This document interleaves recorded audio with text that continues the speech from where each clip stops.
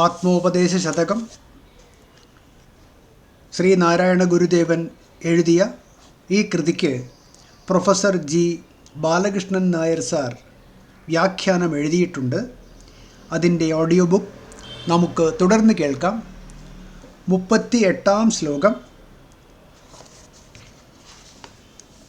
ശ്രീനാരായണ ഗുരുദേവ കൃതികൾ സമ്പൂർണ്ണ വ്യാഖ്യാനം 1-ാം വോള്യം, പേജ് 627. 38-ാം ശ്ലോകം. പലവിധമായറിയുന്നതന്യൊന്നായി വിലസുവതാം സമയെന്നു മേലിലോതും നിലയറിഞ്ഞ് നിവർന്നു സാമ്യമേലും കലയിലലിഞ്ഞ് കലർന്നിരുന്നിടേണം. പലവിധമായി അഖണ്ഡബോധവസ്തുവിനെ സൂര്യചന്ദ്ര ഘടപടാദി അനേക രൂപത്തിൽ അറിയുന്നത് കാട്ടിത്തരുന്ന ശക്തിയാണ് അന്യ എന്നറിയപ്പെടുന്നത്. ഒന്നായി പലതായി കാണുന്നതിലെല്ലാം കാരണമായ അഖണ്ഡബോധം വിലസുവതാം നിറഞ്ഞു വിളങ്ങുന്ന എന്ന ഏകത്വം കാട്ടിത്തരുന്നത് സമ എന്നറിയപ്പെടുന്നു എന്നു മേലിലോതും. ഇക്കാര്യം ഇനിമേൽ കുറേ കൂടി വ്യക്തമായി വിവരിക്കും. നിലയെ, ഈ സമയെ അറിഞ്ഞ് വിചാരം ചെയ്തുകൊണ്ട് നിവർന്ന് ധീരനായി സാമ്യമേലും സർവത്ര തുല്യമായി നിറഞ്ഞു നിൽക്കുന്ന കലയിൽ സത്യത്തിൻ്റെ അനുഭൂതിയിൽ അലിഞ്ഞു ലയിച്ചു ചേർന്ന് കലർന്ന് അതുമായി ഏകീഭവിച്ച് ഇരുന്നിടേണം. ജീവൻ മുക്തനായി കഴിയണം. അഖണ്ഡബോധവസ്തുവിനെ സൂര്യചന്ദ്രഘടപടാദി അനേകം രൂപത്തിൽ കാട്ടിത്തരുന്ന ശക്തിയാണ് അന്യ എന്നറിയപ്പെടുന്നത്. പലതായി കാണുന്നതിലെല്ലാം കാരണമായ അഖണ്ഡബോധം നിറഞ്ഞു വിളങ്ങുന്നു എന്ന ഏകത്വം കാട്ടിത്തരുന്നത് സമ എന്നറിയപ്പെടുന്നു. ഇക്കാര്യം ഇനിമേൽ കുറേ കൂടി വ്യക്തമായി വിവരിക്കും. ഈ സമയെ വിചാരം ചെയ്തു കണ്ട് സർവത്ര തുല്യമായി നിറഞ്ഞു നിൽക്കുന്ന സത്യത്തിൻ്റെ അനുഭൂതിയിൽ ലയിച്ചു ചേർന്ന് അതുമായി ഏകീഭവിച്ച് ജീവൻ മുക്തനായി കഴിയണം. കലയിലലിഞ്ഞ് കലർന്നിരുന്നിടേണം. വസ്തു അദ്വൈതമാണെന്നുള്ള സമദർശനം ഇനിയുള്ള പദ്യങ്ങളിൽ കുറേ കൂടി വിശദമായി ചർച്ച ചെയ്യുന്നുണ്ട്. യുക്തിയുടെയും അനുഭവത്തിൻ്റെയും വെളിച്ചത്തിൽ ഇക്കാര്യം സ്ഥാപിക്കപ്പെട്ടിട്ടുണ്ട്. അപ്പോൾ സത്യം കാണാൻ കൊതിക്കുന്നയാൾ ഈ അദ്വൈത അനുഭവം ജീവിത ലക്ഷ്യമായി അംഗീകരിക്കണം. തുടർന്ന് ഏതെല്ലാം ഘട്ടങ്ങൾ കടന്നു പോകണമെന്ന് ഈ പദ്യത്തിൽ വ്യക്തമാക്കിയിരിക്കുന്നു.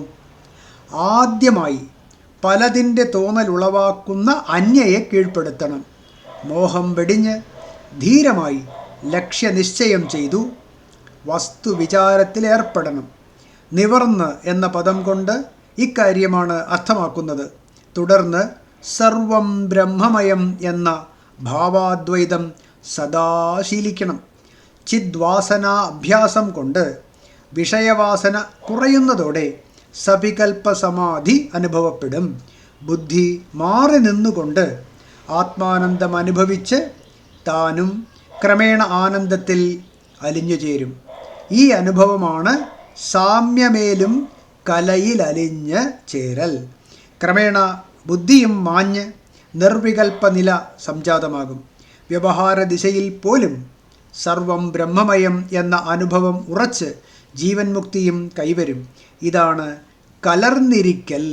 മനുഷ്യനായി ജനിച്ചാൽ അവിദ്യയെ ജയിച്ച് ഈ സാക്ഷാത്കാര സ്ഥിതി ലക്ഷ്യമാക്കേണ്ടതാണെന്ന് താത്പര്യം. അനുഭവഭേദരഹസ്യം. ആദികാരണമായ ബ്രഹ്മസത്തയിൽ പ്രതിഭാസിക്കുന്ന നാമരൂപങ്ങളാണ് സകല പ്രപഞ്ച ഘടകങ്ങളും. മണ്ണിൽ നിന്നും പാത്രങ്ങൾ രൂപം കൊള്ളുന്നത് പോലെ കണക്കാക്കാം ബ്രഹ്മത്തിൻ്റെയും പ്രപഞ്ചത്തിൻ്റെയും കാരണകാര്യഭാവം. ഇവിടെ അനേകം പാത്രങ്ങളെ ഒരുമിച്ചു കാണുന്ന ഒരാൾക്ക് ഭിന്ന ഭിന്ന നാമരൂപങ്ങളോടുകൂടി അവയെ പലതായിട്ടോ അല്ലെങ്കിൽ കേവലം മണ്ണെന്ന നിലയിൽ എല്ലാറ്റിനെയും ഒന്നായിട്ടോ കണക്കാക്കാം. ഒരിക്കൽ കൂടി വായിക്കാം.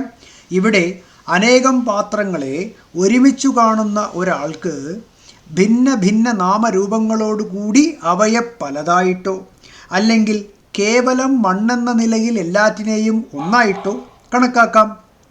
കാണുന്നവൻ ഏതു വീക്ഷണത്തിന് പ്രാധാന്യം നൽകുന്നു എന്നുള്ളതനുസരിച്ചാണ് കാഴ്ച.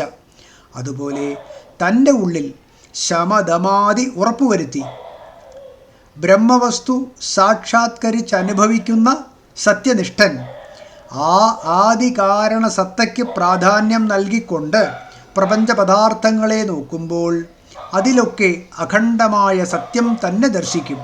നാമരൂപങ്ങൾക്ക് പ്രാധാന്യം നൽകി വിഷയസുഖങ്ങളിൽ അലയുന്നവർ ലോകത്ത് പലതു കാണുന്നു. ഏകത്വം ദർശിച്ച് അഖണ്ഡാനന്ദത്തിൽ മുഴുകുകയാണ് ജീവിത ലക്ഷ്യം.